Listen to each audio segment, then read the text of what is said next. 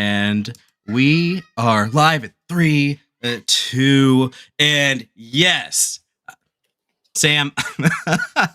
Hello. I watched you get hit in the face with the little ring light. It came in hot like a fireball, and it's like wham, crit to the face. That was great. I saw a flash of colors before I was impacted right in my eyebrow. Whole eyebrow. I was just trying to move my camera, my computer, man.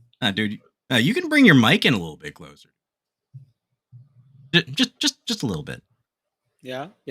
Oh yeah, that's good. That's good. Dude, are we getting good sound in our streams this time? You know what? We have audio, so I'd say that's a relative win. You better check it again just in case. The last 2 times was a little iffy. If any of y'all have been keeping up, we've been fucking up. So that's the main thing right there. But live and learn. We are nerds. We fuck up on a regular basis, and we learn from our fuck ups because we are also D&D players. Let them cook. And our DMs would never fuck up at the table. No, certainly not the dungeon masters. Oh, you also know what I fucked up? I'm gonna need my. Speaking of fuck ups, here, let me fix my fuck up. What'd you do, dude?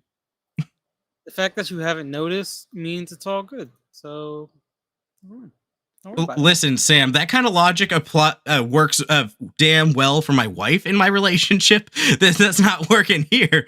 Like, oh, if he doesn't notice, then like he doesn't know that he fucked up. Like, you got me paranoid now. Oh, also, I don't know if you came up with a name for this episode already. I threw a slapstick kind of name on there, and it'll become relevant later on as we go. So we'll see. But in order to get there, let's start the show.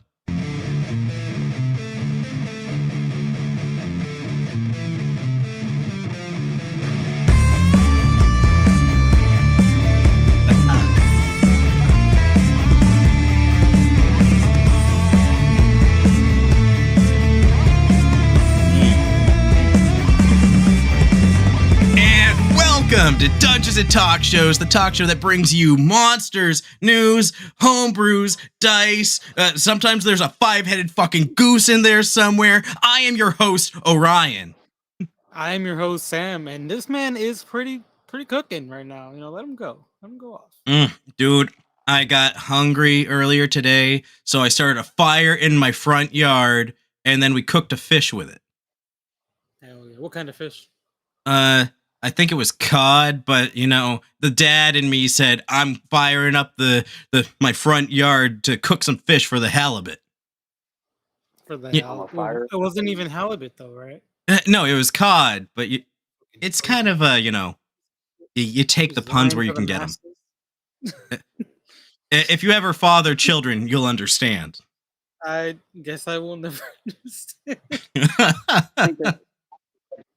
Thanks. Well, we have a guest with us today. Why don't you introduce yourself? What's up? It's your boy Heshycricket, cooling in the bean because I look too mean. You already know what it is. Hey, if I do recall, this is not the first time a boy has shown up on this here show. Well, we've tried to have him on the show before. Yeah, you sure? We scheduled him a few times. Life got in the way. It's the way of the dice at that point. Was it one of the lost episodes? Is that what I'm remembering? No, not one of the lost episodes. Amethyst Dragon was there for one of those, and Your Dad was for another one. Yeah. Rest in peace that episode. Tarask, you will be missed. Rest in peace that episode. Dude, Dad was amazing. Like he's wild. Like he'll go off on about this time he was riding out in the middle of nowhere, and then he spills a gallon of acid into his lap, and then he just runs acid, stripping his clothes off into some random dude's fucking house. It's like, where's the baking soda? Go! I need your bathroom right now. Jesus Christ. And they're like, and they just like somehow understood that this is a man in need to neutralize some acid that has been poured on his genitals, and like why they needed hydrochloric acid and why they were carrying it around in a unsafe container in the middle of nowhere, Maine, is questionable. Maybe we should find out more. Say that this looks like some Breaking Bad type shit, but some Breaking Dad type shit. Yeah, maybe this is how he made his infamous dice. Is this part of that story? Oh yes, the uranium dice, nuclear powered rolls, my guy.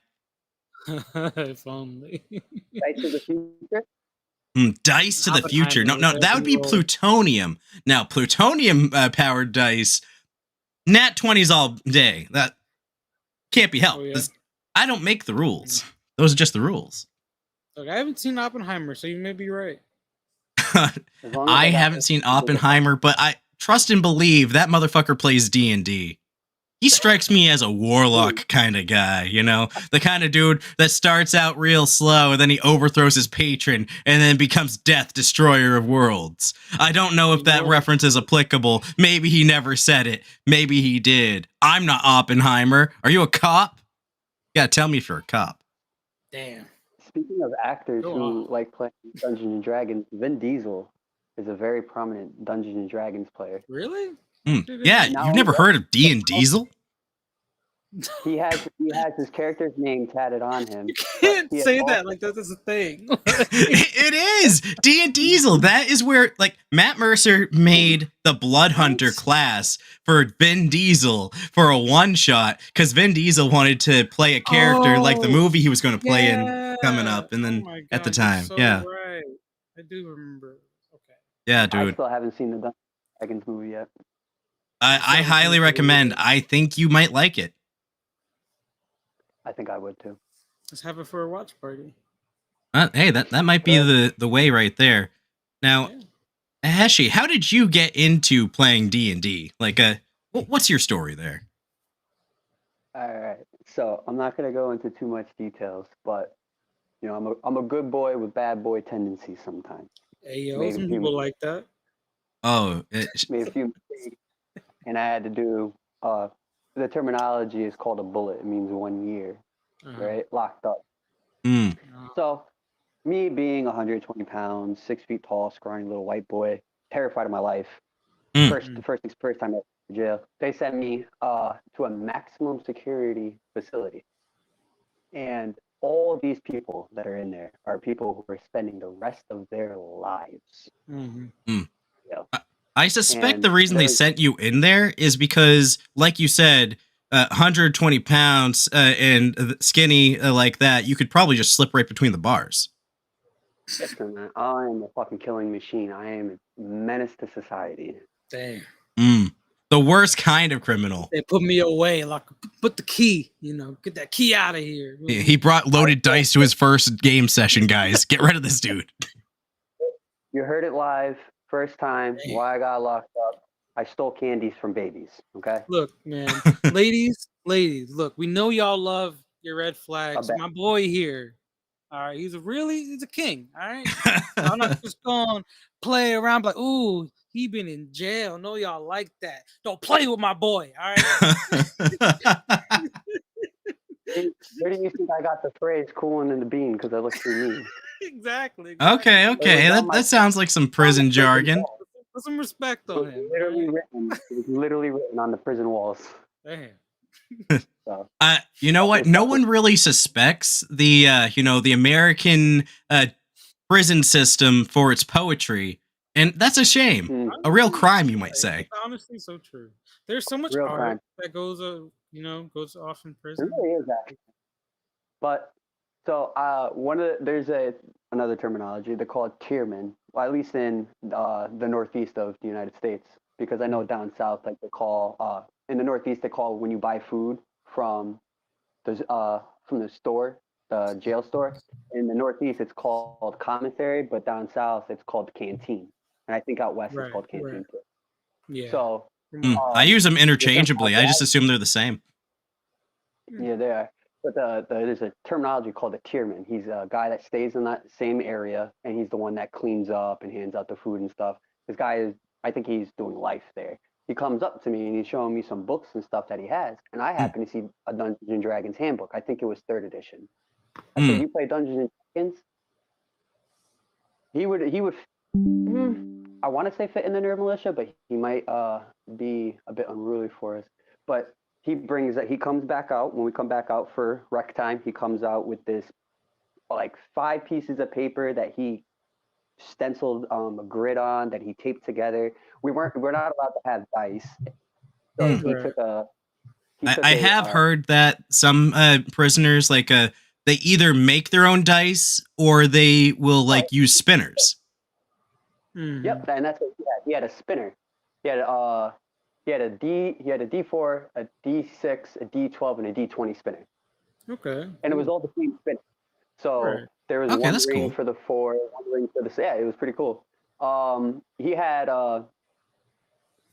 with some random stuff like hair glue and Q-tips and stuff. He was able to make models too. He's making minis.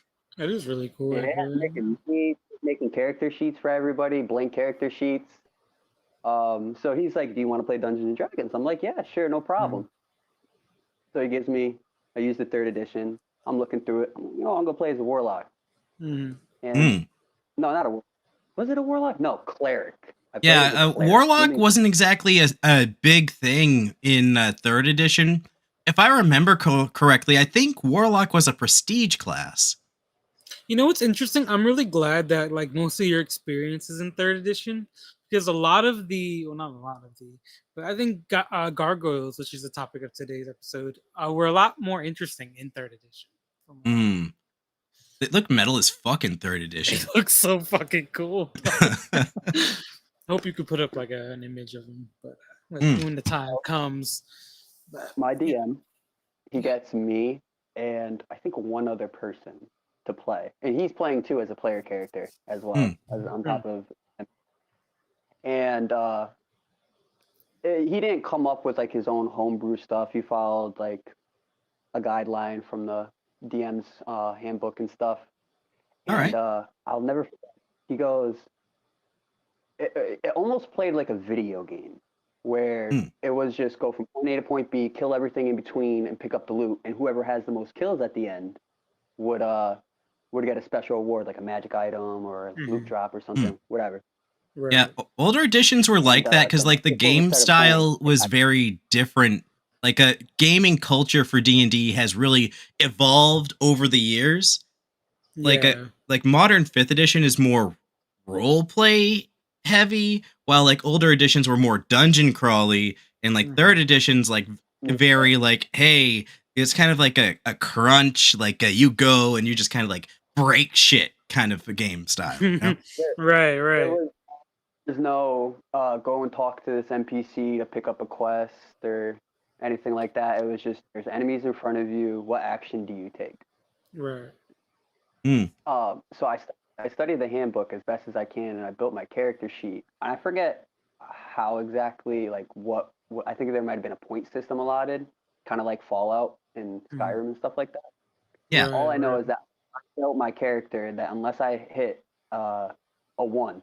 I'm always going to make an attack. I'm always going to connect. So funny watching my DM get frustrated because he was playing as barbarian. Right. And I let him have his moments where he would shine and stuff, where I'd let him get his kills and stuff. There was a couple of times I could tell where I would do something and he would I think he threw a red dragon at the party, and we were only level 5 because I was just everything. Oh my god. So I made him mad because I remember I had leveled up enough that I was able to, I think it was a 2nd class or something, but I picked up a skill that allows me to pick items up, magic hand or something like that, right? Right. I took my DM, I took his player character, and I grabbed him with my magic hand and threw him in front of the red dragon so that me and the rest of the party can escape. Damn. Damn. He's like, good luck. Yeah. The look that he gave me was like, I'm gonna kill you, motherfucker. And then I found out later on that within for killing motherfuckers. So I'm glad I escaped that one. But that's hilarious. Like, a lot of people would be afraid to pull something like that, given the context of where you're playing. Nope, competitive as shit. Don't care. Damn. I'll die on that. Literally, respect. I will die on that hill. You want to be better than me? You got to be better than me. That's so funny. But DM PCs on the inside. No wonder. Like, I've seen a lot of D&D horror stories through the YouTubes over the past few years, and it's just like a DM PC is like almost always like one of those big. You could call it a red flag, really, in a lot of cases. So it's like, okay, it makes sense that this guy is kind of on the inside. He's whipping out old reliable. Old reliable. I remember I had invited somebody to play with us, right? Because the whole party died after I threw the barbarian at the red dragon. So we had to start all over. So you just invite more people, like, oh no, the party's dead, I guess we need more people. This is my party now. Fucking it up, and I'm making it my own. I'm burning this shit down to the ground and rebuilding it. Anarchy at its finest. Oh yeah, man. So same class again, same person, whatever, right? I played as my son. I played as my son's original, the OC, right? Okay. I got my one of the other inmates to play with us, and where I was in the maximum security facility, you only have, I think it's an hour and a half to have rec time, and during that hour and a half, you have to choose to wash your ass, make a phone call, get things done, and or actually enjoy your rec time. So the kid that I invited to play with us was shooting the shit, talking to somebody else, and was interrupting the game because it was his turn to make a move and stuff, right? My dungeon master looks at him and he goes, "Stop fucking up my rec, or I promise you I'll get up from my seat and snap your neck." DMs have been wanting to say that for a long time and have it mean something. Dude, you're in a jail. Trust and believe when you tell one of your players to shut the fuck up and play the fucking game. There's some weight there. That just means he gets to see outside for 30 minutes because he took a court trip. You don't give a shit. I had to elbow my boy. I had to let him know, like, yo, he's a legitimate killer. Before, I don't think you want to fuck with him. Right. He was like, "Listen, man, I'm just trying to get something." I'm like, "Listen, it was nice knowing you, my boy." Good luck out there, man. Dude, I've contemplated what it would be like to play D&D on the inside, so I decided to look up the local rules for what you're allowed to have in the state of Maine.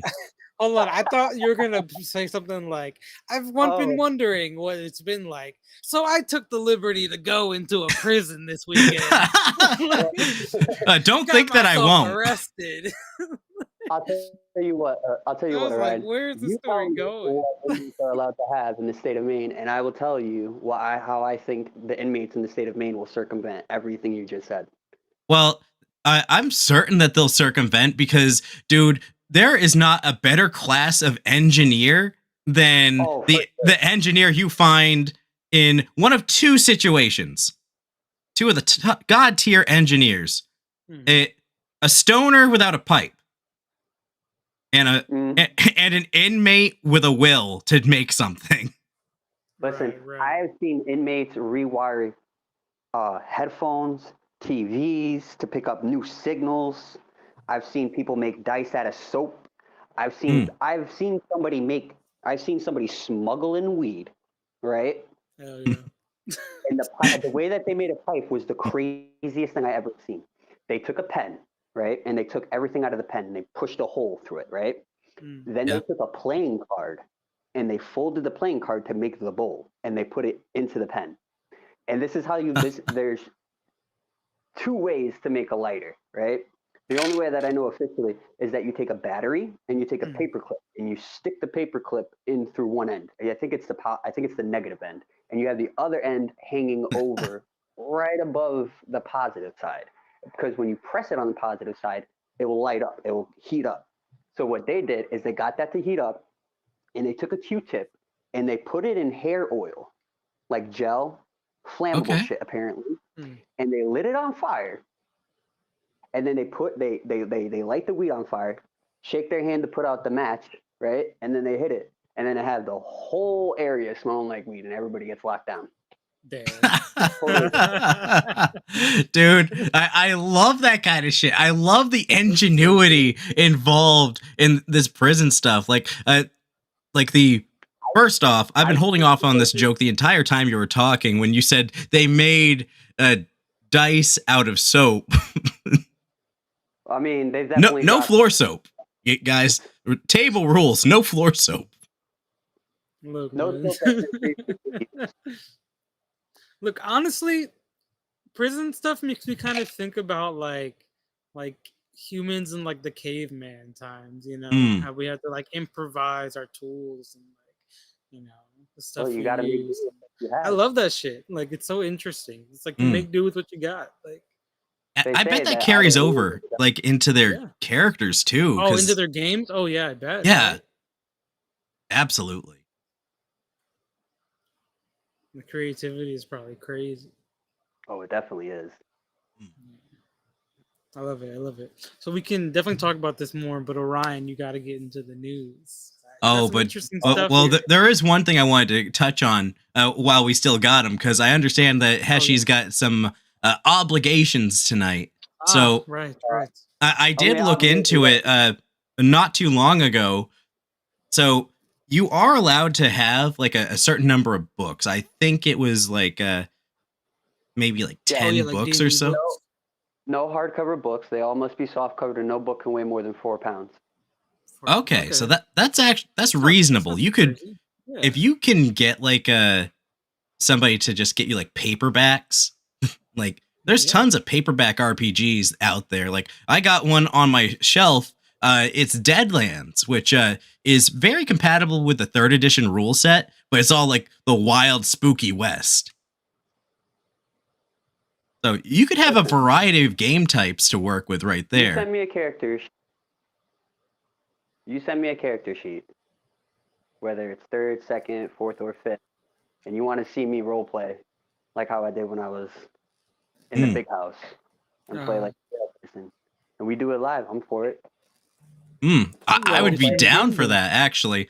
That motherfucker, Josh, one of our buddies on the server, he gave it to me, that DM itch. He was talking about playing the One Piece tabletop, and I'm like, you know, I'm a fanboy, and I'm a DM, and I haven't DM'd in a while. Don't tempt me. It's like cocaine. Every day I thank God for making me a One Piece fan. What a sentence. Oh my God. Dude, the concept of like actually the playing One Piece as an RPG like you would in prison, Yo-Ho and Hibbity G, that's pirate shit. Hell yeah. That's absolutely some pirate shit. I'd be down for that. What I was really interested, because I've seen that in the server, what I'm really interested in is if you were to do that as a tabletop RPG, how would you One Piece? utilize the devil fruits? They would be like magic items, I would imagine. I don't know too much about Sam's kind of right on that, where I haven't read fully into that part of the PDF that I bound, and I intend to read more into it. I've been kind of looking into the other aspects of the book because it's got feats, it's got races, and the transponder snails. I've talked about transponder snails on the show. I'm even down to play it if I can. And I don't know a whole lot about One Piece, but I think the fact that you don't is good for this. Yeah, as far as I understand, the devil fruits are like something they go get and then they get stronger. So it's kind of like a magic item, right? Yeah. Do they consume it or do they use it like a weapon?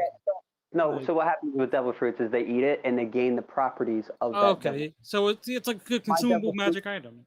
Yeah. So if my devil fruit allows me to, like the main character, turn all the properties of my body into rubber and have the properties of rubber. Yeah, like that's what Luffy has, right? Yeah, and it varies from person to person. Like 1/3 of all devil fruit are a Zoan type, which is basically you eat it, you get some form of lycanthropy. But the funny ass thing about that is there are Zoan users in the show where it's just like, okay, a person didn't actually eat this. It's a devil fruit that turns you into like a dog or some shit, and they fed it to a weapon. Like there's a bazooka that someone decided to just mash a devil fruit with their bazooka, and then it's just bazooka dog. And there's that other dude where like he fed a devil fruit to his sword, and now his sword turns into an elephant. You know what would be an interesting It's insane. To do if tabletop it? In order, if I remember my lore correctly, in order to have a devil fruit like powers, you're actually supposed to have a soul. Okay. Soulless objects can't because the devil fruit is granted. You're granted the power by the sea god, right? Yes. Part of the sea god's life or whatever. I don't know too much because, like I said, there's like over 1,000 episodes, and I haven't watched all of them. That's right. But with that said, it would be cool if somebody was to make a PC and was not aware that they were soulless, and then when they go to eat the devil fruit, they never gained anything. You can go into that plot line, that storyline with why is the character soulless? How does he get his soul back? You know what? That's absolutely a doable thing because there are users in the series that could absolutely take someone's soul out of their body and have done so. So having that character be a victim of such a character would be fun. I also feel like, as far as the whole thing goes, for devil fruits, it's very warlock-like, you know, because like it's this otherworldly entity that's within this fruit, and then like after you get it, you gain this otherworldly entity's abilities at a contract cost of.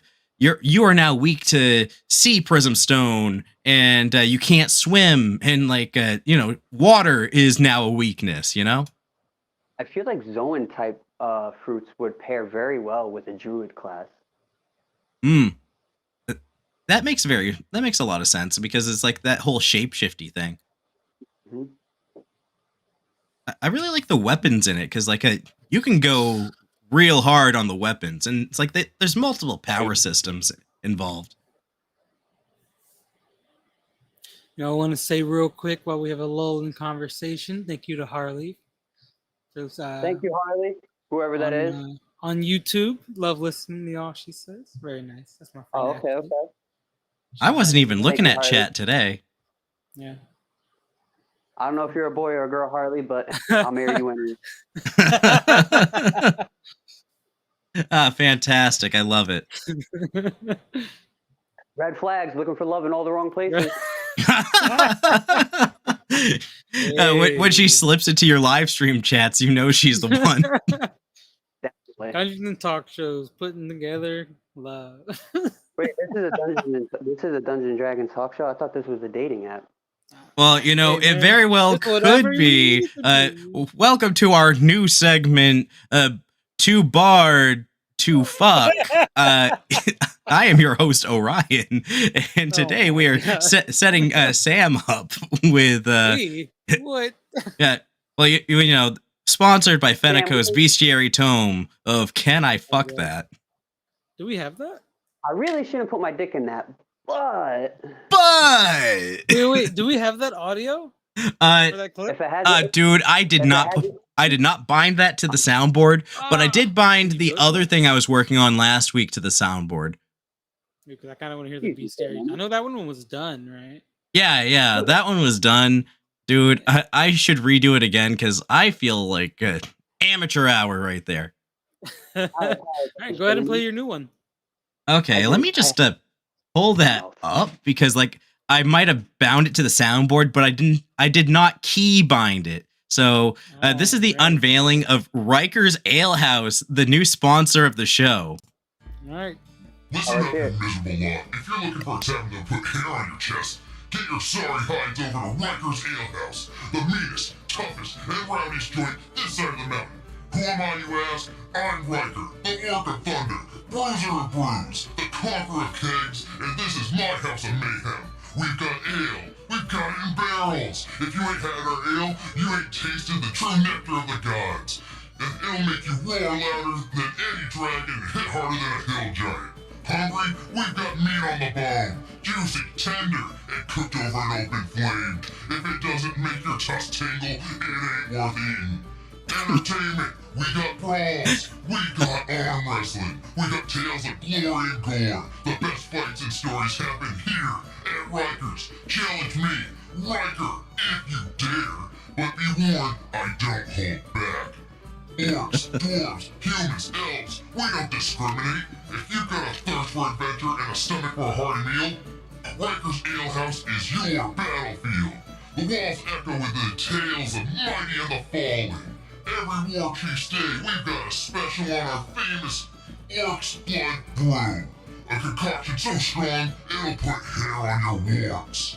So grab your axes, your mugs, and your battle cries, and come over to Riker's Ale House, where the ale flows like a waterfall, and the fights are fiercer than dragon's breath. Riker's Ale House, for the true warriors among us. Be there or be a goblin snack.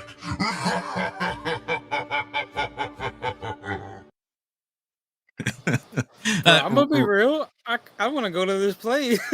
Yeah, Rikers is the place to be. From now on, every campaign I'm running, yeah, it's got Rikers. This place does sound pretty lit, to be honest.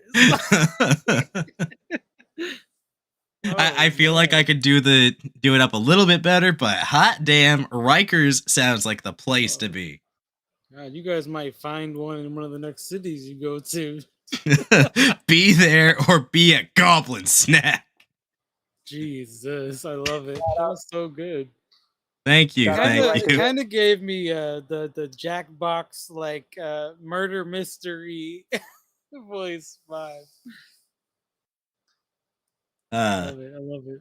It was good. I just sounded like someone was trying to sell me something other than my soul. Sounds like someone's trying to sell me something. The fiddle real quick.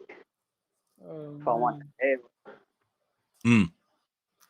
Damn.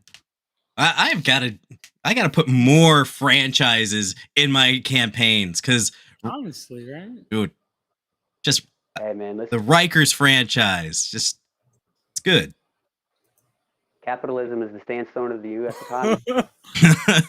Look, man, because I always do. I think about like, your businesses and your games. They usually get their word through like trade routes, right, and merchants and stuff. They gotta have some kind of advertisement, they gotta get their business out there.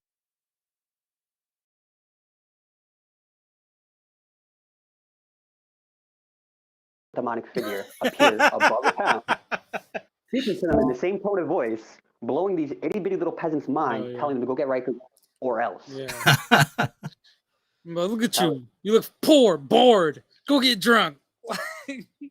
Go commit some sins. Thanks to Riker's Ale. Riker's Ale House. I gotta fix my mic real quick. But Sam, why don't you tell us a little bit about the monster for this week? Oh yeah, sure.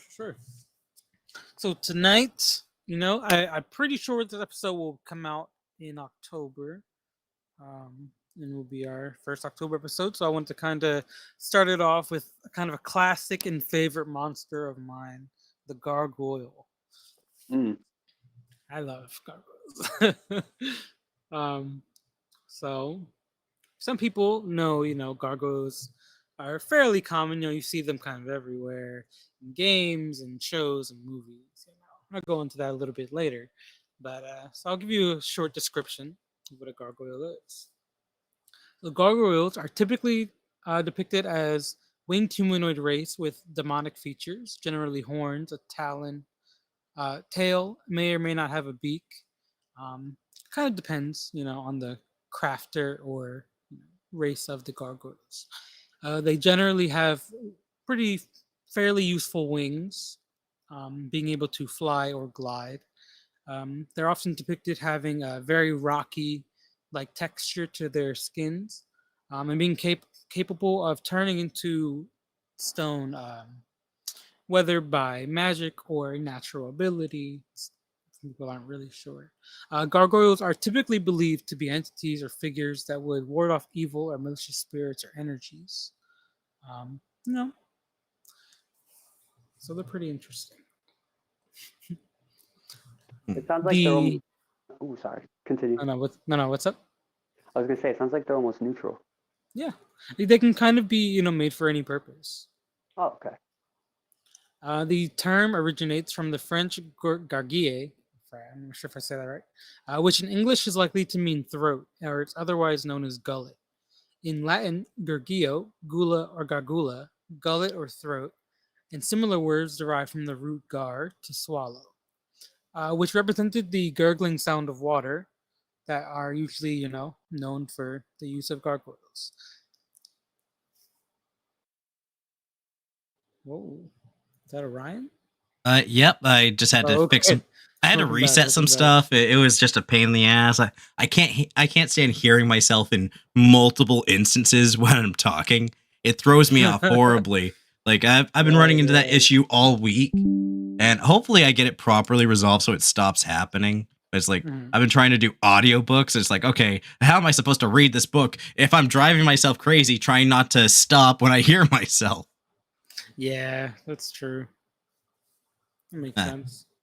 Kills me, man. This is pretty interesting too. The Italian word for gargoyle is, I'm gonna butcher this one, dacion or grande sporgente, an architecturally precise phrase which means protruding gutter.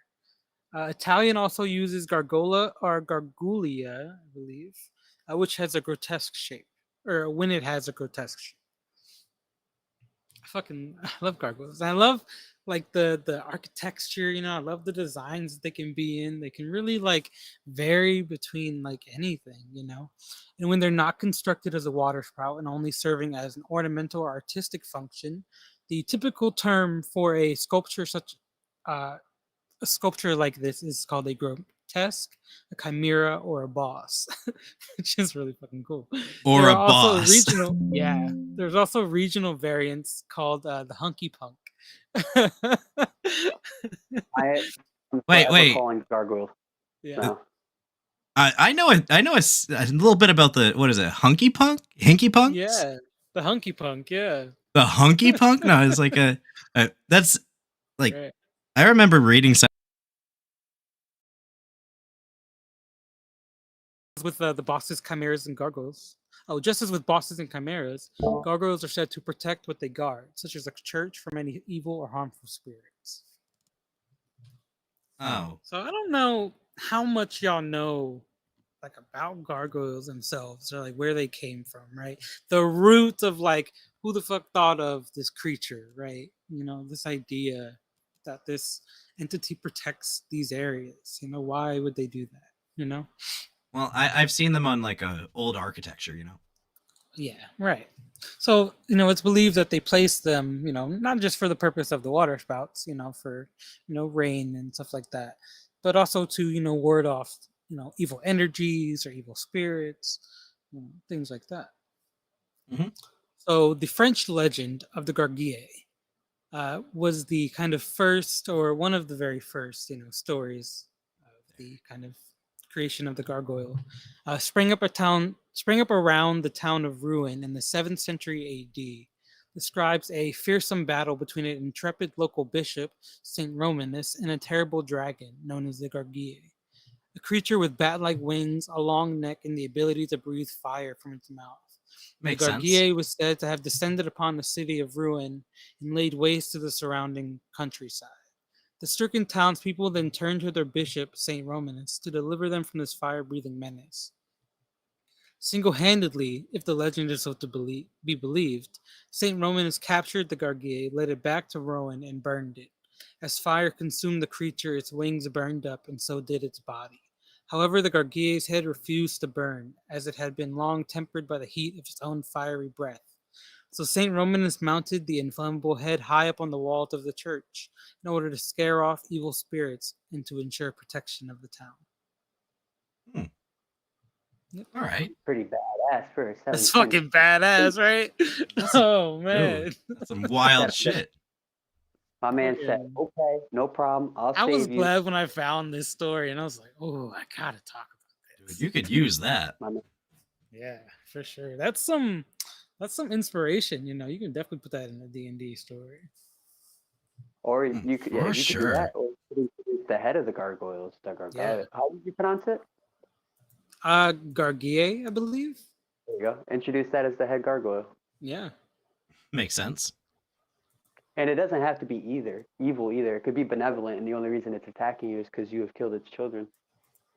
And it can have a mentality where if you kill one, the pain that one that was killed felt is felt by all the others. Ooh. Oh, maybe you could tie it in with like the ancient Roman, not ancient Roman, but there's a Greek story about this politician in his youth where he ran around this Greek town ripping the cocks off of all the statues. Wait a minute, hold on. Okay, I'm sorry, but that went from real quick. Fucking no, legit bandit. What's going on? Well, there's this Greek politician, and when he was a kid, or a teenager or whatever, he got caught running around ripping the dicks off of statues, and he's forever famous for that. Yeah, he was part of the penis patrol, man. You can't. Penis patrol, man. Nah, he was part of the thought patrol. He couldn't suffer a thought to see a cock. Jesus Christ. It was too risky. Why he was ripping the penises off of every statue. The statues induce lust in young women. Like, yeah, I'm police. That phallic object on that statue is making me so wet right now. My brain's just like thinking more dumb words. I'm just imagining a priest with a bald head and brown burlap robes just running by, just absolutely punching the shit out of every statue's top. Fuck you, dick. Fuck you, dick. Dude, I wish regular politicians would do this shit. Dude, what if you just have like a bunch of gargoyles like chilling in a city, right? And they all like just like look over at each other. They see this guy running around grabbing statue dicks. They're like, "Holy shit, this man's crazy!" Don't fuck with that dude. Suck it in. They're like, "Oh, we gotta get his ass." I don't know, man. I'd be pretty afraid as a statue if there was a guy running around punching dicks off the statue. That's rough. Anyway, so like I was saying earlier, you know, gargoyles are pretty much everywhere, right? But I feel like they need more love, right? Absolutely. Even though they appear in a lot of media, you know, anything from the Castlevania series to the 1994 TV series, I'm sure everyone saw on Disney or Jetix. Dude, you know, you got some of those Notre Dame. Some of those gargoyles on that show had some riz. Dude, I'm about to go into them a little bit because I love them. Please. There's also a book that I really like called The Accidental Alchemist. And it has a gargoyle as like one of the main characters, and it's fantastic. Yeah, it's about this alchemist who, you know, discovered the what was it called? The damn, I'm drawing a blank. Sorry, the fountain of youth, basically, like the the philosopher's stone of like youth, you know. So she's like 100 years old, living in Portland. I fucking love it. So good. So gargoyles are a staple mythical creature within history and roots in our lore and stories. Come on, Wizards of the Coast, give them some damn love. All right, I'll fucking die on this. Like if a show from the 90s could have a line like this. And I'm about to go off. All right, hold on. I know exactly we what all, line you're about we all. to I know exactly what's about to play. Go ahead and play it, brother. 1,000 years ago, superstition and the sword ruled. It was a time of darkness, a world of fear. It was the age, gargoyles. Stone by day, warriors by night. We were betrayed by the humans we had sworn to protect, frozen in stone by a magic spell for 1,000 years. Now, here in Manhattan, the spell is broken and we live again. We are defenders of the night. We are gargoyles. Brings a tear to my eye. Chill. Chills. I love it. Honestly, gargoyles are based, right? And I feel like, looking at the show, it's a really good depiction of like what they could really be like, how different they could be, the different types, the different colors, the different makes, I haven't even gotten to like the Forgotten Realms lore yet. I love gargoyles, man. Honestly, there's not much. It's pretty disappointing. What was the introduction to gargoyles that made you? The show, or just like the creature itself? Like, what made you be like, okay, gargoyles are the shit? It was probably the show, and then playing like Smite, I think, because I like Amazots, vibes heavy gargoyle energy to me. So like that's like a core memory in my brain, and I'm like, since then I've always kind of loved like bat creatures, Well, they are pretty fucking cool. Like, there's no two ways about it. Badass as fuck. Creative, when you talk about gargoyles, they can be, a wizard created them from, flesh and stone, from, fucking crystal that they found, dark magics made for good out of marble. It could be literally anything, right? I like that. Yeah, and they can kind of take whatever form you want. Like they could be bat-like and demonic. They could be, angelic even. It's really so cool, and I love them so much. How could you not? Yeah. But anyway, so in the Forgotten Realms, originally gargoyles were the decorative stone statues and water spouts placed on buildings to prevent the erosion and staining of the walls. At some point, an unknown mage gave life to these statues, creating monsters that went on to stalk the worlds. 4 gargoyles served Emigzu, defending a tower north of Waterdeep in the year of the Prince, 1357 DR. We got some real like D&D lore, talking about Waterdeep. Oh, some actual shit. Yeah. Gargoyles could often be found laying underground or in ruins with small groups of their kind. In the Abyss, however, gargoyles guarded the gates of the Ungorth Reddick, the Demogorgon's fortress that rose from the fetid bogs of the Gaping Maw. Dude, every time I hear the Gaping Maw, I was like, oh, I just imagine some guy popping out of the fucking woodwork, bursting through a wall, be like, yeah, like my ex-girlfriend had a Gaping Maw. And I'm just like, dude, shut the fuck up. Get out of my head. Dude, I can't wait till we do like an episode about like the Abyss and the Nine Hells. There's so much to talk about. There really is, dude. That shit's wild. It's going to be like at least a 2-parter for each of those. Mm-hmm. So their original nature as statues aided them in what they are adept at appearing perfectly still, as if they are made of stone and their hides are rough and thick, similar to stone as well. They favored surprising their opponents either by moving suddenly from their motionless state or by suddenly swooping down on them from a quite height. Gargoyles were ferocious creatures, often attacking anything they detected on sight, and some were known to love to inflict pain. You can assume, these are ones in the Abyss. They would torture any victim that they could hold helpless, going as far as eating them, or just to hear their screams, even though they required no food to survive. And apparently they much preferred the intelligent races. So. It kind of makes me think of like early Dragon Ball Piccolo. Like, he don't need to eat, but he'll eat a motherfucker. Right. And something interesting that I didn't really know about are the 2 sub-races of gargoyles that we have. Okay. So There's like granite and marble? No, honestly, no, they're completely different. And like not even getting into the different stone types. These are completely different subraces. So in 3E, we have a CR4 creature called the Capoyancinth. I'm not even sure how to say that. It's spelled so weird. We need a linguist.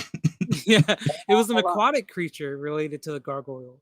They could not fly, but instead swam, using their wings to propel them forward. Other than their habitat, they were the same as their land-dwelling kin, preferring shallow waters to undersea caves. They were known for loving torture, and a number of them lived in lairs beneath the city of Ascarle, near the Purple Rocks. There was another subspecies of gargoyles, known as the Margoyles, who preferred to live underground and were sometimes found leading a group of normal gargoyles. So I guess these were the upper class of gargoyle. Do they happen to have a very chiseled chin, some roguishly handsome features, right. and some pecs? And some gargoyles. They had the more defined wings. They're finely sculpted, I guess. I don't know. I guess these would be natural ones, right? So, yeah. Like, you can get wild with some gargoyles. Like, just have them be like shaped like all kinds of things. Yeah. What's also interesting about gargoyles is they are elementals, right? So you could have margoyles just be like a greater elemental gargoyle. Dude, hear me out. Like a lava gargoyle from the plane of fire. Yeah, you got the margoyle, like you got like the lava magma skin. It's like bubbling. That shit would go crazy. He has like a layer with like 100 different like crystal, like stone gargoyle. Oh, man. Dude, the flavor potential for days. The loot in there would go crazy because they love loot. This would be like going to like a dragon's den, but like low scaled, obviously, but like it's crazy. And it's just so much you could do, so much creative liberty you could take. You could have a wizard, have a castle full of gargoyles. He I don't know, you can make anything up. I think I had one story kind of set up for a region in our game where there is a wizard who has a tower. He just has like hundreds of gargoyles like somewhere, and it's like his just region that people don't go into. Okay, so you got like a you could run an entire church and just got like gargoyles, so they just like bust right in there. Like, oh, you just rolled up in the wrong place. Yeah, and some of them could be intelligent, depending on the make and how well they were crafted, or the spaces they live in. If they live in like cities and stuff, they observe people, they would learn. That shit sounds like some Devil May Cry shit right there. Yeah, bro. Look, shit. And we're getting to the end about here, so I'll go over their abilities real quick. Okay. Talking about the basic gargoyle, we got the CR2. They speak a mix of Common and Terran, the classic elemental language. The base gargoyle is kind of a chaotic evil. I assume it's talking about the abyssal ones. I usually, when I think about gargoyles, I think of them as like the neutral, so they could take kind of any path. Well, yeah, that makes a lot of sense. Just because like gargoyles are just kind of like they're really their own thing. They're fucking stone, dude. Like I'd rather people take it in any, or they could be their own, really. Yeah. Any direction. You find so many cases of like they were created and like they live as long as their stone lasts, or until they are destroyed, right? So like, or until their magic is gone. I would imagine these to be a primarily dwarven construct. It could be, yeah, I can see it. Yeah, because like dwarves, they love stone. They want to craft stone, and if they're gonna make something magical, they're gonna make it out of stone, something that'll last. I would be very curious on like, what if like dwarves, like say they found like a temple, an old, long forgotten temple, and there's just like a bunch of gargoyles chilling in there, and they're like, oh, we don't know where to go. Like we've just been here. Like just go adopt a goyle. Ago. Yeah. They're like, oh, our master died like 100 years ago. We've just been chilling. We were told to protect this place. Like. That's how it would be. Like, they would just chill there.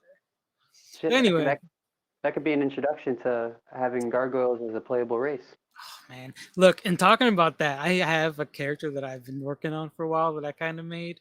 That's a gargoyle. I had him be a Obsidian Eldritch Knight. Yeah. I like it. I like the sounds of it. Yeah. So, talking about their stats here, we got a 15 for strength, 11 for dexterity, 16 for constitution, intelligence is a 9, 11 for a wisdom, and a 7 for charisma. So, nice. Basic henchman mentality. Able for growth, but basically, you tell them what to do. They got pretty good resistances. You got bludgeoning, piercing, and slashing from non-magical attacks that are not adamantine. Immunity to poison. Immunity to exhaustion, petrified, and the poison condition. We got dark vision, and then the false appearance. Okay, so everything that you'd expect a gargoyle to have. Right. And then when you get into the more special cases of types of stone, materials, and stuff like that, you can get into different magic types, different alignments, different abilities. But base is multi-attack, bite, and claw. Okay. That being said, I want to ask Heshy our favorite question. In a real world fight, could you take one of these on a scale of 1 to 10? Listen, man, if I could steal candy from babies, I could definitely fuck up gargoyles. Okay, how would you do it? Do you think you would notice one in the first place? So, first and foremost, I'm going to just punch the dick off of every statue. Just to be safe. The weak point of a gargoyle is their dick. What I'm going to do is it's going to be a test. Once I bring my hand back to punch the dick off of something, if it moves, the fucking gargoyle, that's when I come in with the other fist, grab him by the throat, grab him by the cock, twist it, pull it off. I hear that move's illegal in karate tournaments. Oh my god. All's fair in love and war, and I ain't got no love in me. So is this like a prison game that y'all play in the yard? Like y'all like line up and just one guy who runs around like trying to psych people out with pretending to punch them in the dick?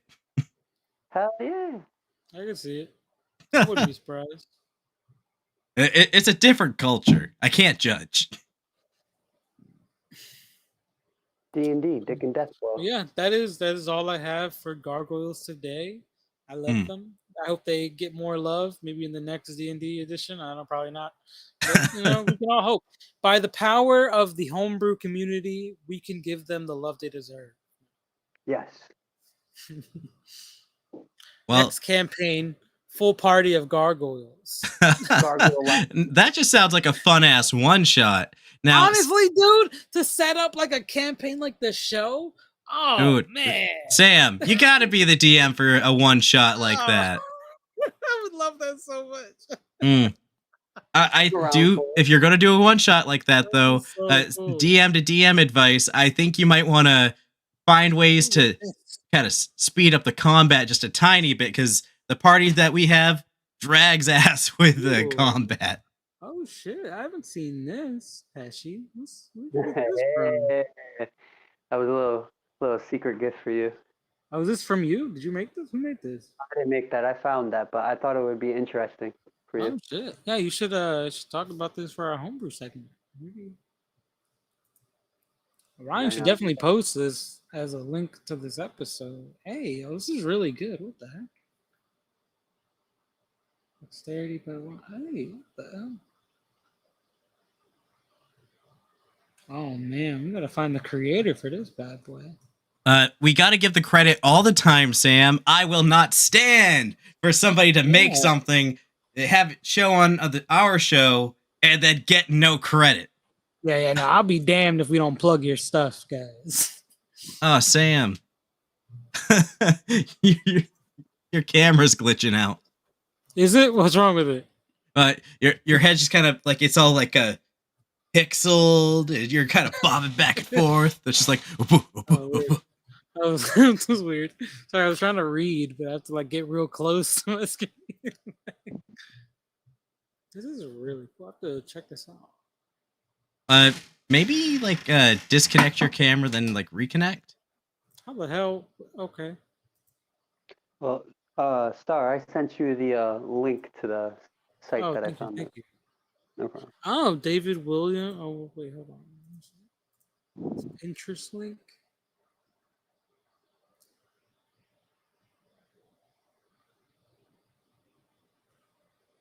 Interesting.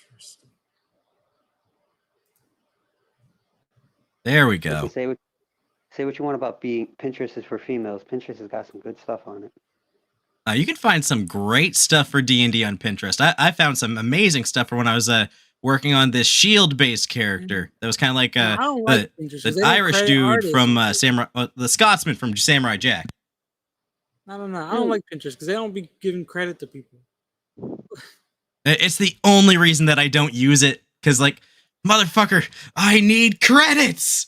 Credits!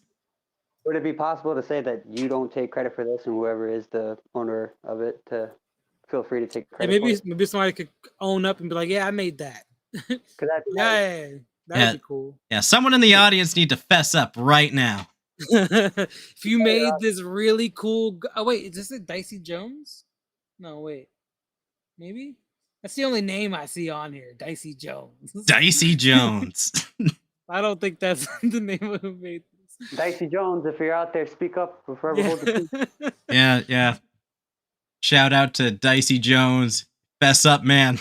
We need to know. Use this to make my homebrew character. Listen, damn. Change a couple of words on it, and it'll be your own thing, just like high school. Hey. let me just change it up a little bit so the teacher don't know. Yeah. Look, that's all I have for that today. Hope you enjoyed gargoyles. Orion, what do you think? Do you think you could take one? Let's say like basic, like granite, like basic stone gargoyle. So here's the thing, Sam. Yeah. We've gone over in the past that I keep weapons in my car. That's true. You load on each door. Bang on you. Yeah, exactly. So my passenger side, I keep a 2.5-pound hammer. Yeah, it's good. It's got that little smithing hammer, double end to it. It feels good in the hand. Fucking hickory. And then on the driver's side, I keep 2 blades. Now, obviously, I'd have to lean over a little bit to kind of reach down into the passenger side to grab my hammer. But then, like, I'd be at a bit of a disadvantage. Hammer and chisel. Yeah. So I take a knife, and that's my chisel. Now, this knife's going to get fucked up. No question. Right. But, like, if I can just go with the old Heshy strat of just chisel away that gargoyle dick. Yeah. You ever been punched in the dick before? That shit hurts. Yeah, you gotta I bet it's worse to get chiseled. What do you do if they don't have one? What if they're smooth down there? Oh shit! I'm not even gonna chisel off the whole dick. I'm just gonna make their shit smaller. That's how I win the fight. He's just gonna reshape it. Hurt their pride. They're gonna feel so inadequate and so ashamed of how small their penis just became that they cannot look me straight in the eye and fight me. And that's when I come in with the sneak attack. Damn. That's when you really got it. Boss. Works every time. I respect it. Damn. I think I would give them a 7 out of 10 for. They got wings and mobility, so that's some hard shit to contend with. Yeah. I'd have to be strategic. I would think about them having like maybe like a weak flight, like clumsy flyers. They would be relatively heavy. No, like if they got this, dude, they got the weight on me, and you know how weight classes are when it's like a fight. I mean, they're solid stone, right? They're probably heavy as shit. Yeah, like like statues. Like, are gargoyles sexless? I don't know. Well, you know what? I wouldn't want to assume. That would mean that they're... I imagine it would depend on that. I think they would be... I want to roll to seduce the female gargoyle. Yeah, I don't see why there couldn't be female gargoyles. I think there was one in the show, right? I heard the gargoosey be gripping. The gargoosey be gripping. That is the deity quote of the week, everybody. Find a gold. Gold. Dude, that's great. Soft, get that soft, texture. Honestly, I think the main thing with trying to beat one of these things is just having a lot of heavy objects that you can weaponize around you. So yeah, if it's full like henchman status, you get them in the confined area. They need the mobility to fly around and use their. If you can like get them inside, get them boxed in. Yeah. I mean, their main attacks are biting and claws. So, like, if I could trick them into like flying into something, that'd be my only real chance. Otherwise, I'd get ripped apart. There's no question. Like indoors, like the only chance. I think get them indoors. About as big as like a person. Yeah, you gotta like sidestep them, and while they're busy crashing into whatever they're.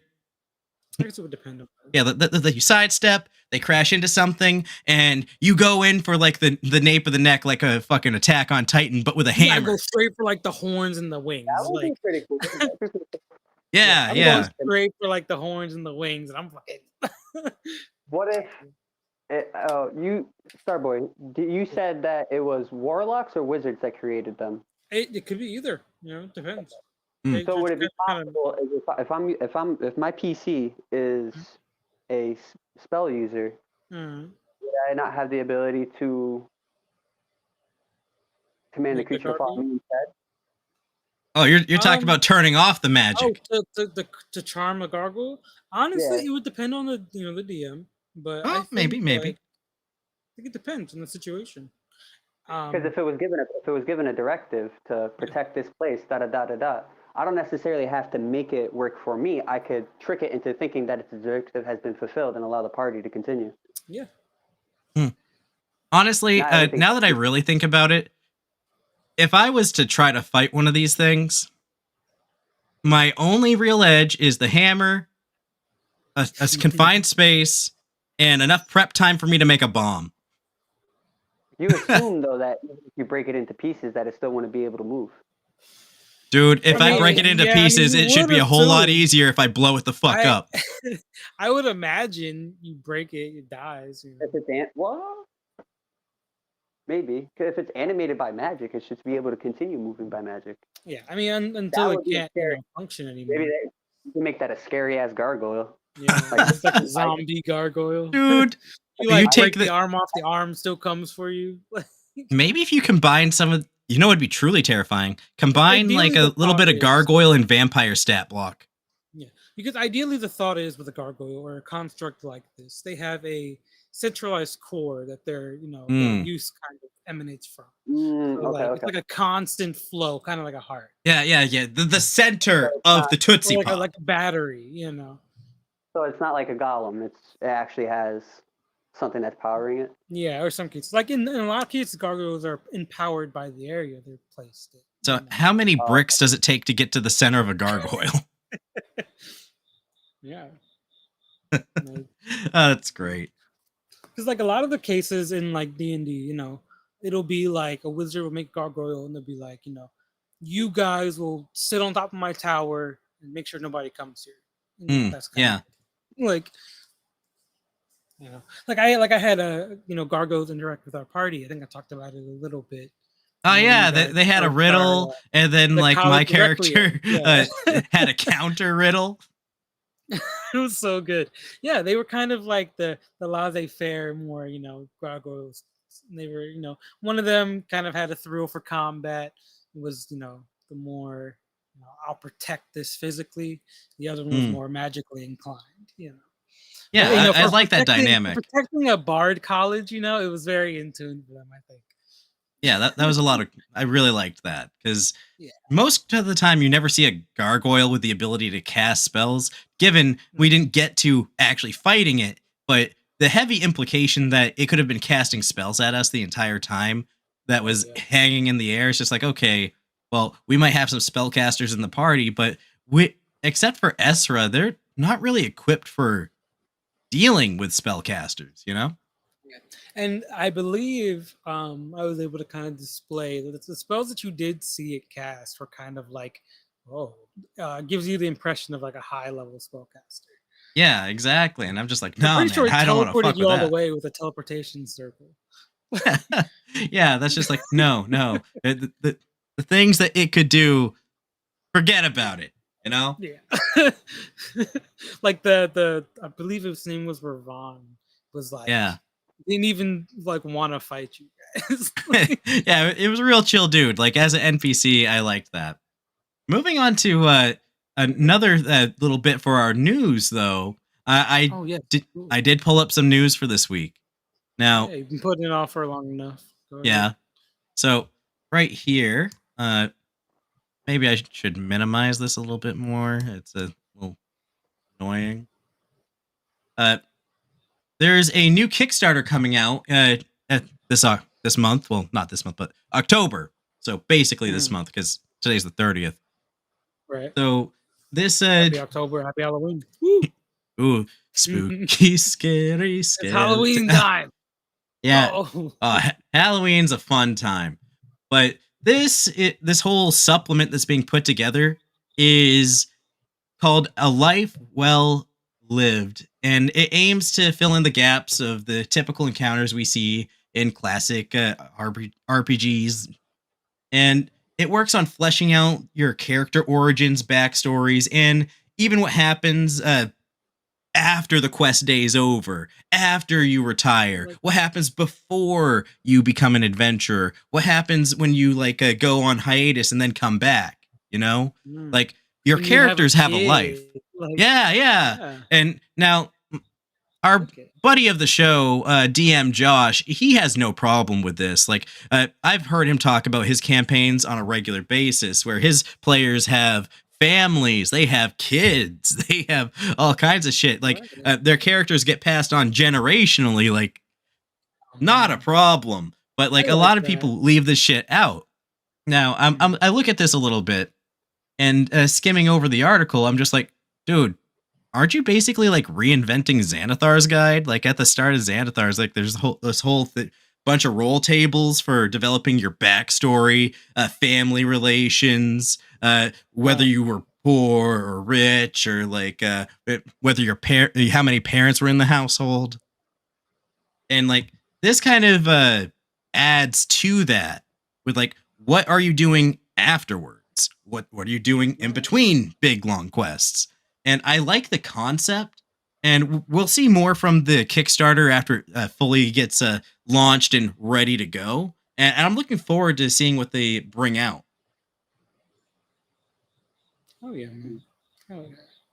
I really do like what they're going for, because it kind of embraces the idea of letting characters retire and simulating what happens after they hang up the sword, after they put the spell book away, Yeah, absolutely. And I think it from what I've skimmed over here, it looks like they're going to be putting a little bit more into maybe businesses that characters run. And, 5th edition has been lacking on the business side of things. Even in books like Acquisitions Incorporated, which are very business centric, it's just still kind of you're caught lacking, Right.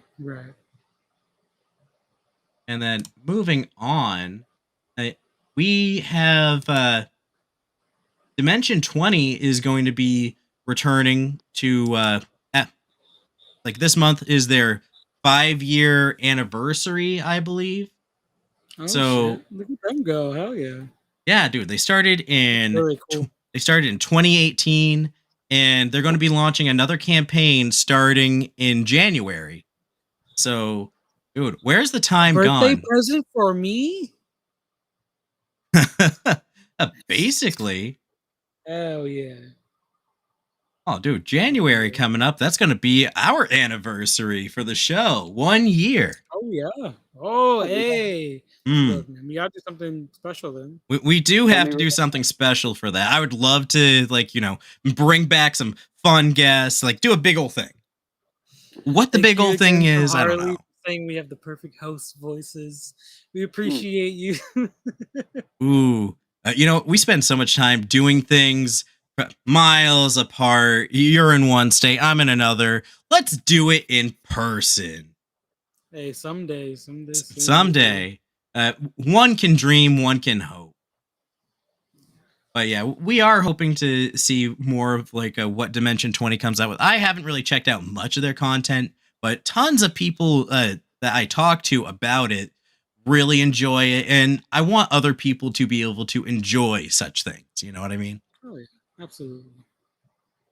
And then finishing out our little news segment here. Let's see. So, have you guys ever heard of Rebel Moon? It's a tabletop studio that they have. Apparently, they're suing Netflix over canceling an adaptation. Yeah, they're suing Netflix. Good. Honestly, I'm fucking tired of Netflix canceling things. You know what? They canceled Zom 100, and I'm fucking mad. I don't know if Netflix did it, but one of them fuckers did it. Well, somebody canceled it, which is kind of coming out of left field because they came in hot with not one version of it, but two. They hit it with the anime and the live action at the same time. Crazy. Like, how are you coming in so hot? Then hiatus immediately done. Zom 100 was so good. Bro, if you like Zom 100, upvote this video. Also, if you like Gargoyles, send us a good rating. Give us all the love for your Gargoyles. Maybe even leave a sub if you like Gargoyles. Yeah, and sub for the Gargoyles. Tell us your Gargoyle stories. Netflix lawsuit, all right? Yeah, so Netflix, put good shows on and keep them on. So it's a canceled adaptation of a Zack Snyder movie. Snyder. Tired of this. Okay, so they're saying that that Netflix unfairly pulled the release of its Rebel Moon RPG. I'm like, okay, what do? I didn't know Netflix had what RPGs? Like, what do they mean? I don't know. Is there like a show for Rebel Moon that was coming out or something? Let's see here. I'll read the article right here. So, a tabletop RPG publisher is suing streaming giant Netflix over its canceled adaptation of upcoming Zack Snyder movie Rebel Moon. So it's a movie. They pulled a movie. It's supposed to be Zack's version of Star Wars. Oh, yeah. I did hear about this.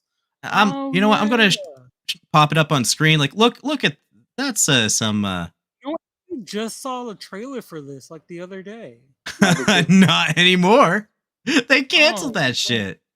I think I remember laying here watching it. And I was like, huh. They're saying that Netflix offered them $50,000 to quote to basically go away. And what? Dude, I'll take $50,000 in hush money, but I'm poor. Star Wars fan, and I am on kind of the side of there's too many Star Wars movies, you know. But if this is its own kind of thing, and it says epic space opera, so this seems different, right? It looks different enough. I mean, those are laser. Those aren't lasers. Those are burning hot swords, dude. Red hot. You know what? I'm kind of into it because I'm kind of tired of Star Wars. So dude, Star Wars has had so long to get their shit together, decades. And then came Dave Filoni and he nailed it with a couple of the animated series, but then they decided to hand everything over to Dave Filoni, which we thought was a good idea, but then they try to saddle Dave Filoni with live action stuff, and it's like, dude, leave Dave Filoni in his element. Don't go giving him live action shit. Nobody likes that. It's a restrictive medium. I don't mean to interject, but I think besides the sequels, I think the only way, how do I say it right? I'm sorry. Yeah. Star Wars fucked up when they took all of the stuff that was in the books, the extended universe and the legends and stuff like that, and made it not canon. Yeah. Definitely a big ball drop there, and not in the fixing your voice and making it deeper kind of way, just they fucked it. They're like, hey, all this content that we could just turn into movies or TV shows and just pump it out in easy money. No, we're just not. None of it. Look, man, I'm gonna die on this hill. It cannot be that hard to make a good movie or a good TV show that people want. that your fans have been saying that they've wanted for 10 years?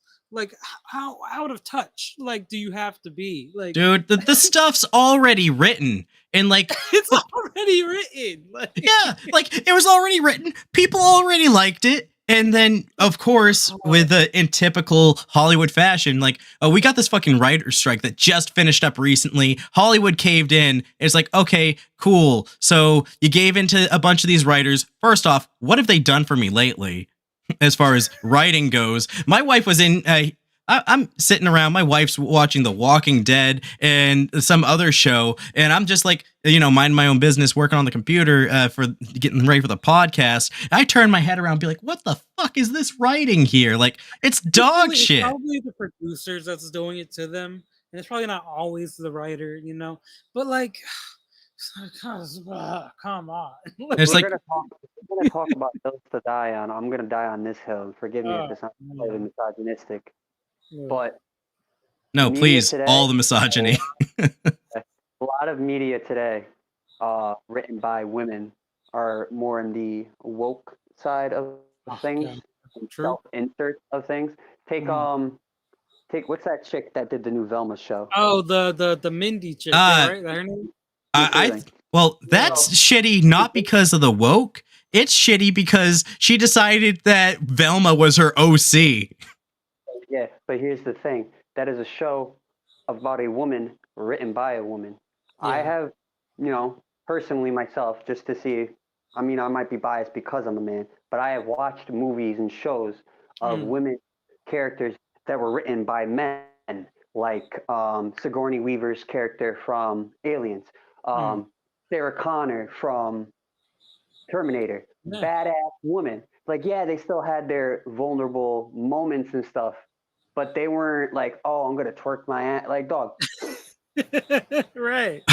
Well, when it comes to male writers writing female characters, you got two types. You got people like Masashi Kishimoto, who can't write a female character to save his life, where he's just like, okay, I got female character, and female character not going to do anything really important because I don't know how to do that. And then you got like people that are like, okay, I'm going to write a female character, but the point is that it's a character, not that it's female. You know what I mean? Like, you should write the character and the gender comes later. It doesn't matter. Because you end up with things like a Megan Fox, where she could have been pivotal to the story. But instead, they turned her into a pretty face, right? Yeah. Like, I'm sure there's some D&D stuff to be learned from how to write a fucking character. Because, like, when your NPCs come rolling around, like, okay, the draw of this character shouldn't be that this character is female or this character is black. It should be that this character is a genuinely fun character. Every other trait after that doesn't matter. They're just extra, I also think the problem is that, like, these writers and these producers don't watch their own shit. They don't read, the stuff from the reviews. Like, they don't even really know what they're making. It's just, I don't know, man. That's how I feel. They're just like, what are we pumping out this week? All right, the 15th Star Wars movie. All right, go ahead. Yeah, because like the first half of them weren't trash. Like, yeah, cool. We got the next Marvel movie coming up in 6 months. All right, boom. Like, dude. Oh, Emperor Palpatine died in Return of the Jedi, but somehow he just returned. Literally, is what they said in the movie when he made his comeback. This is the response. How did he come back? Somehow Palpatine just came back. This is super off topic, but DMs, don't bring your villains back like that. I feel like writing, it's something that I've noticed with video games too. Back in the day, video games had shitty ass graphics, limited amount of space that they can work with, so they really had to sell you on either the gameplay or the story. And 9 out of 10 times, it was the fucking story. But then graphics started getting better. The game world started getting bigger. You could do more things. Things started becoming more interactive. I feel like stories just start getting put on that was just, okay, this is the bare bones that's going to make it go forward. Yeah, because a lot of people don't read that shit anyway. So I think the last they're like, they're like, why should we bother writing the story if nobody's going to read it? But I feel like it's the same way with movies. Movies are now like I gotta make the graphics, I gotta make the CGI look really good, I gotta make the set look really good. My actors need to be really pretty and handsome and stuff. They're more worried about it being in your face and pushing whatever they're pushing. I understand as time goes by, originality starts to become a little bit harder and harder. You know what I'm saying? But that doesn't mean that you should lack of trying. Exactly. Yeah, like it's one of those things where the story and characters are the mainstay of everything. And this is true for media, this is true for D&D. So if you're a DM out there and you're making your NPCs and you want your the party to love them, just like you can be off the cuff and just like make something, but as soon as like the party kind of latches on or like thinks that something is cool and they show interest, that's when you start developing them. And then you can make them interesting. But what makes them interesting is like, it's the little things, it's not like necessarily the silly voice, although the silly voice is certainly a part of it. It's just like, you know what? Got to make them compelling. Look, this is the thing that people hate Critical Role for a lot of reasons, right? They hate people that relate their characters to Critical Role. People that like want to be like Matt Mercer, they want to be as good of a DM, have a party like him. I understand, right? But the thing about Critical Role is that like their players are actors, right? They know how to play a character, know how to get you hooked on their story, on their background. They know how to play their shit. They know how to get into it. And like not everybody can be like that, unfortunately. Like being able to kind of like let yourself embody the character that you're able to just kind of make really kind of goes crazy. It is like the most compelling side characters that I had when I was running the last game I had was like Gorko, the little goblin Gorko dude. Was great. Yeah, people loved him because he was small, but he was trying. He was out there like putting himself in danger. And then when he got when he had the vibe check from God of almost dying, he's like, okay, listen, I can't keep doing this. I have to take a step back for my own safety because I'm not good enough to help you guys yet. Like having the NPCs have self-awareness of like what they're doing. Ultimately, these are I try to like remind my players, your character is not just a character, it's supposed to be like a person too, right? This is a life you're creating, a life you're living through them. Feel free to like get into their emotions, have them be mad about a situation, be like, this shit fucking sucks. Like I want to go to an inn. I don't know, something like that. Yeah, like Bees said last week, sometimes, the bathhouse episode is a great way to shake things up. I mean, our party, we spend too much time doing the shopping episode. And like, for some people, they have a lot of fun with that. Others, not so much. I think like one of those things where it's an anime trope for a reason that you have the shopping episode, the beach episode, you got the the bathhouse, the hot springs. Like these are little things that can kind of build on character. That's the thing. People hate those for the obvious fan servicey reason. Like they're unnecessary to the story. But they know what they are necessary for? Building the character connections. Like building your connection to these characters, kind of giving you a reason of like, see, these characters have lives outside of the story that you see in the normal, setup. Like absolutely supposed to give you this sense of like these are people, like they're doing stuff. Yeah.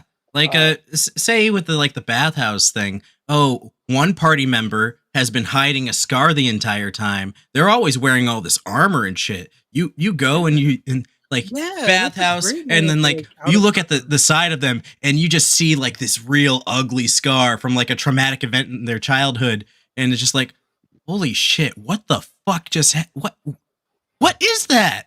Why? If you have a role play heavy party, these are great scenarios to set up for them. If they're not role play heavy, sometimes like just giving them some light stuff to work with can be a little bit of fun. Yeah. You ever put them in like a calming scenario? Just let them kind of like, what do you want your character to do? What would they do in this situation? Like, what would they do in their comfortable, safe time?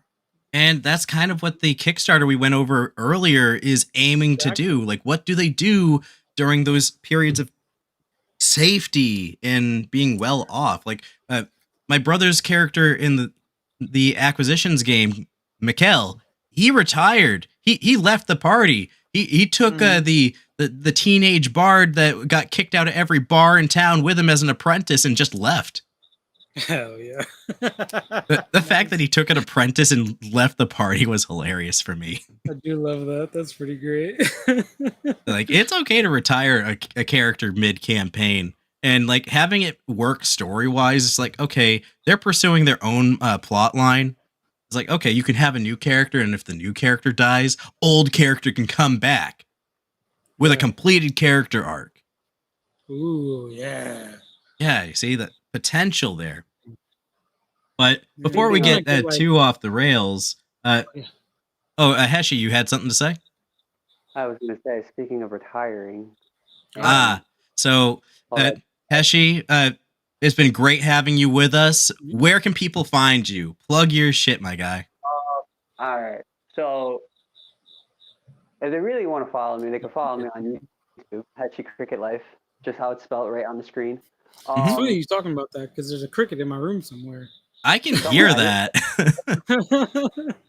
My minion, if you don't do what I say, he will. Hey, get your ass out of my room, man. Know everything that you're doing. But with that being said, Heshycricketlife on YouTube. The only other form of media that I have right now is my Twitch. Same thing. Heshycricketlife.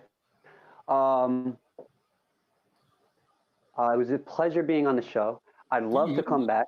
I'd love to be more involved with any other activities or things like D&D.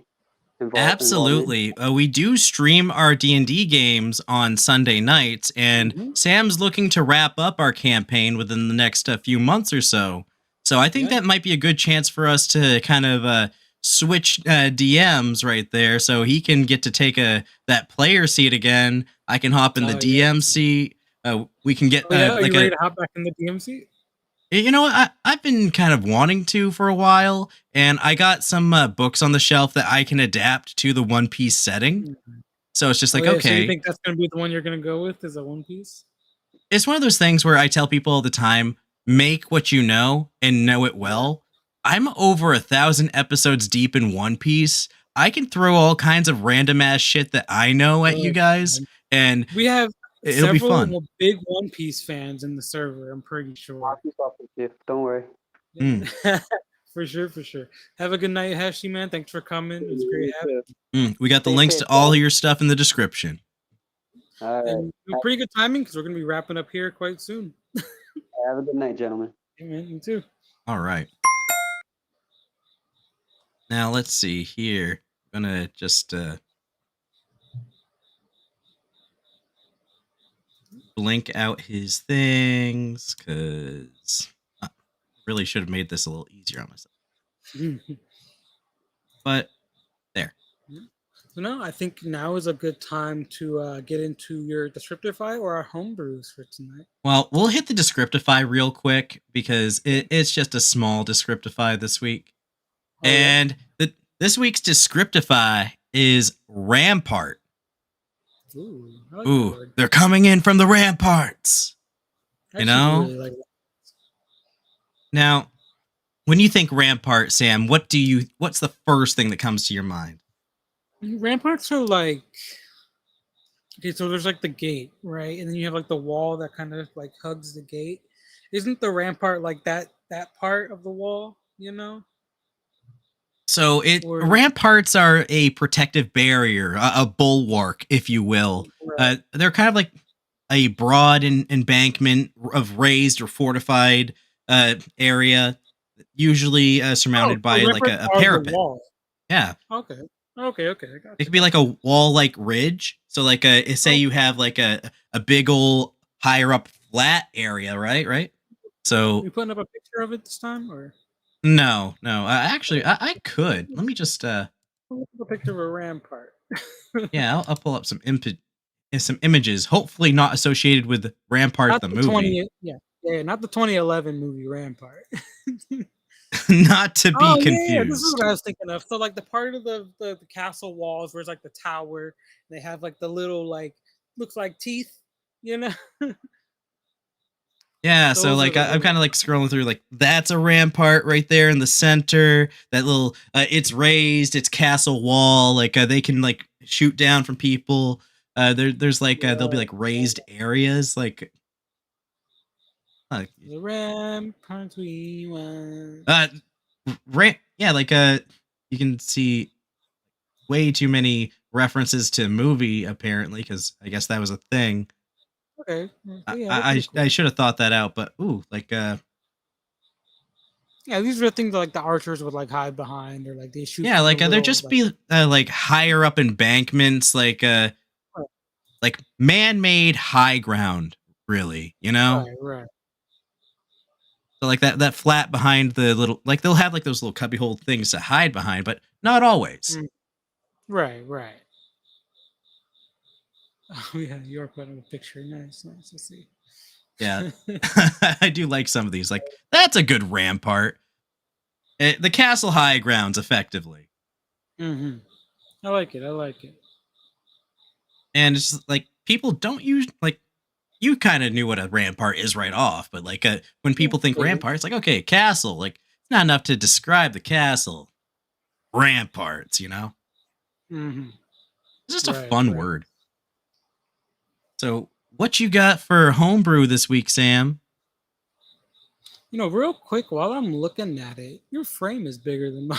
Not to be like, that guy like, hey man, you're a little bigger than me, but like, oh, is it? Yeah, a little bit. Just noticed that. Looking from border to border, yeah, a little bit. Anyway, but yeah, like, for homebrew this week. Control Z. I fucked it up for a moment there. Yeah. I thought I sized up well before. It's just like my border's wider. It might be an optical illusion. Because I think I set the pixels to be about the same. Maybe. Because like you got like this fancy dragon thing that kind of like that has like, it's not as thick as my border, but we'll look into that another time. Because we're going to it, the classic generic realm. Oh, what the heck? Stranger danger. That's the wrong one. Generic realm. Lots of fun. Excellent.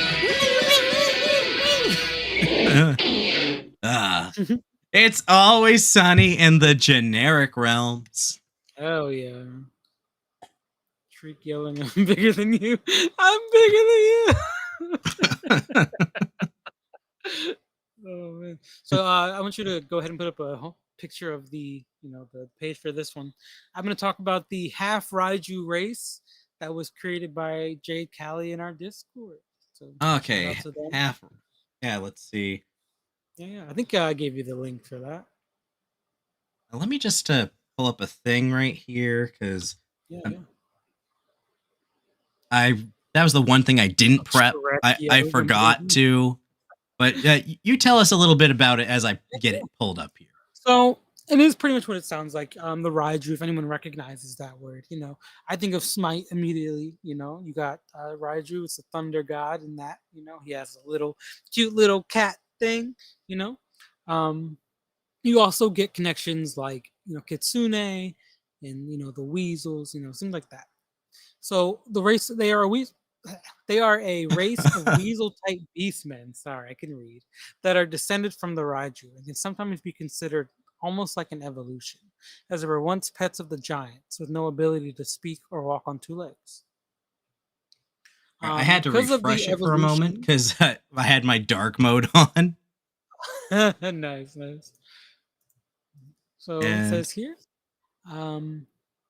because of this evolution, the half Raiju is more humanoid than the regular Raiju. They are considered weaker than those of the full breed. Half Raiju are able to do more tasks as they are much more intelligent than what they were descended from. They were considered relentless in the pursuit of their prey and are often found in forest-type areas near where giants live or that of other humanoid species. So, and this is kind of one of the few player races that we're going to talk about here. They have a +2 to Dex and a +2 to or +1 to Wisdom, so pretty good. So we got the half Raiju traits. They can use their claws in battle and are resistant to lightning damage and have dark vision. Speak common. Sam, your camera's acting up again. Yeah. Yeah, dude.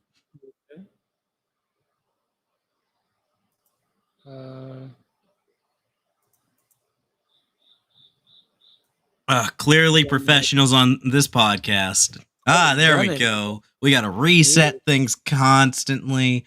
Maybe one day we'll get there. Maybe in time for the anniversary, lest one of us forget. maybe. Yeah, they have the base walking speed of 30. Pretty good, pretty standard. Base size is medium or small. Your choice. Interesting.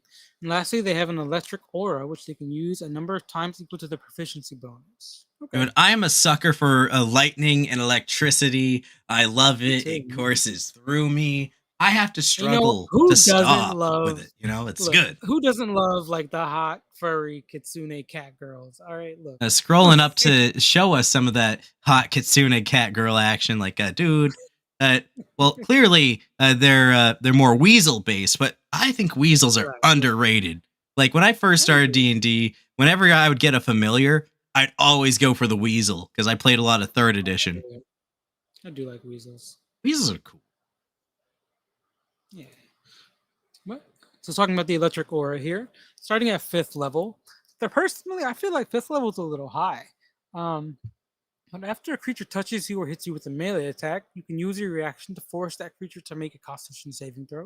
DC 8 plus your proficiency bonus plus your wisdom, intelligence, or charisma modifier, chosen when you select this race. On a failed save, the target takes 2d6 lightning damage. No, I think that's kind of appropriate considering how 2d6 lightning damage could, like, if a party member decided to hit you for some reason, that has the potential to outright kill somebody. I mean, I could see this being like a level 3 ability. It wouldn't be that different from, the most things people get. And there is also an additional that I think is pretty cool. When a creature fails a saving throw, you can overwhelm them with electricity, causing them to become paralyzed until the end of the next turn. You must finish a long rest for paralyzing a creature this way again. Dude, going back to the One Piece stuff, this distinctly reminds me of the Mink tribe in One Piece. They're a bunch of furries, and they have like this electric shock ability where they can like add electricity to their attacks, whether it's a weapon or a hand attack. So it's like really cool. They go to claw you, lightning claw. I could see these having that ability, and I could definitely see, you flesh this out a little bit more. You could add some really cool things. I like it a lot. I think it's pretty well fleshed. I mean, like they get the lightning resistance here, the dark vision, pretty standard. Raiju claws. Look at that for that's pretty good to start out with just a basic claw attack. Oh yes, because of your claws, you have a climbing speed equal to your walking speed. Pretty standard, like it's backseat. In addition, your claws are natural weapons, also like it's a backseat. When you hit with them, you deal slashing damage equal to 1d6 your strength modifier.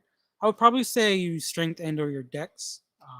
But yeah, that's pretty standard, They should definitely have, maybe like a d6 of lightning damage on them. I would say definitely keep it in the realm of the strength modifier, because like if you do dex, then you're kind of delving into the area of taking away from what makes monk good. But these are dex creatures, so why wouldn't they use their dex for their claws? It's one of those things where you got to be it. You don't want to make monks meaningless to be. You know what I mean? Yeah, but like these aren't monk creatures. Like these would. But you could choose to be. I mean, yeah, you could, but like monks can use dex too. Dude, actually, a Raiju monk would be very powerful because then their unarmed strikes would deal a d6 of slashing out of the gate, and they'd be able to use their flurry of blows dealing this d6 out of the gate. And then like by the time they get to level 5, they got that lightning back the fuck off. It's the whole set. You could set this shit up for crazy, abilities. Yeah, like I'm saying, like having it be in the dex modifier would just make more sense for the sense of synergy with the rest of the kit. But yeah, I do see why it's true, but for sure, I like it. There's synergy and then there's game balance, and I think I understand. I'm always on the side of I probably prefer the synergy, and then I would balance it myself, if it was a little too strong or something. I think that's just how you are as a DM. Like, if someone brings something to the table, you're like, hey, let me synergize this a little bit better, just so that you're more comfortable as a player. And that's one of the things that I like about your DM style. Like, you're like, okay, well, let's work on it. Let's see what we can make. Because, like, in my brain, when I think about it, I think of I think of a game mindset. If you have a weapon that scales with Dex, you're doing a Dex build. You want to, I think, full Dark Souls mode. Oh, absolutely. I like it. I would love to play one, and I will say this. I will allow it in my upcoming One Piece game when we get around to it, if somebody wants to play this race, because this is 5e compatible, and the the source book that I'm using is 5e compatible, so yeah. You should see if Jade wants to play in that game. You should go ahead and, when you get the chance, make a post and see who's it. That would be a good play test, actually, for this. Yeah. I don't know if it's been play tested, but there's tons of material that I haven't been able to play test as a DM, so I might put some of those things on the table as well. Yeah, you could have a One Piece one shot. The One Piece. One Piece, one shot. So speaking of kind of Raiju storm themed stuff, I see you got a storm. We were yes, we were very on point with what we chose for tonight, because I didn't expect us to kind of vibe with the same general theme. Coordination, yeah. Let me just see. There we go. I bring to you. This is a 4th edition conversion, actually, cool. But it's not often that you see someone bringing in a redone stuff from other editions of D&D, and this is just a fun cantrip. Also, shout out to the person that did the art here, because it looks amazing. All that lightning, sexy as fuck. I love lightning. Oh yeah, that's super cool. So this is a cantrip, Storm Pillar. Casting time, 1 action, range, 60 feet, verbal and somatic components, instantaneous duration. Now this spell is going to be available to sorcerers, warlocks, and wizards. So the big 3 of casters for D&D. And it says here, you create a magic pillar of crackling lightning in a unoccupied space that you can see within range. That it lasts until the end of your next turn. The pillar fills a 5-foot cube, emits bright light out to 5 feet, dim light for an additional 5 feet, and its space costs at 15 feet additional movement to enter. Okay, makes sense. Any creature or object that ends its turn within 5 feet of the pillar or that moves into a space within 5 feet of it must succeed on a dex saving throw or take 1d6 lightning damage. A target in water or made of metal or wearing armor made of metal has disadvantage on the saving throw. Okay. Each target can take this damage no more than once per turn. The damage scales because it's a cantrip, so it'll increase by 1d6 at 5th level, up to 3d6 at 11th level, and 4d6 at level 17. So it scales. I like this. It's an AoE. You got to be a little tactical about your placement and lightning, and it's bringing back a classic cantrip from 4th edition, which I like. I love bringing back old stuff. Hell yeah. I just like these kind of spells. It's so cool. It's fun. It's cool. The visual in my mind, it's stunning. No pun intended. So it's just like a thematic idea, We don't have enough AoE cantrips And like really not that do anything, notable. Exactly. And this is interesting. The damage is reasonable. I mean, what you damage like 2, maybe 3 people. And it's like, okay, if you get 3 targets, then you're getting into some fun territory. But there's a saving throw. So, that's interesting. Yeah. Like you can maximize this with like Storm Sorcerer or Tempest Cleric. Yeah. Absolutely. There's so many things you could fit this into, Yeah, there are some design notes here. A conversion of the 4E cantrip, the Storm Pillar, is an AoE control area denial option that synergizes with forced movement. While its 4th edition counterpart would completely block an entire space with an indestructible obstacle, this has been nerfed in 5e by converting it to a movement penalty. Its damage trigger has also been changed to trigger on any turn in exchange for activating once per turn.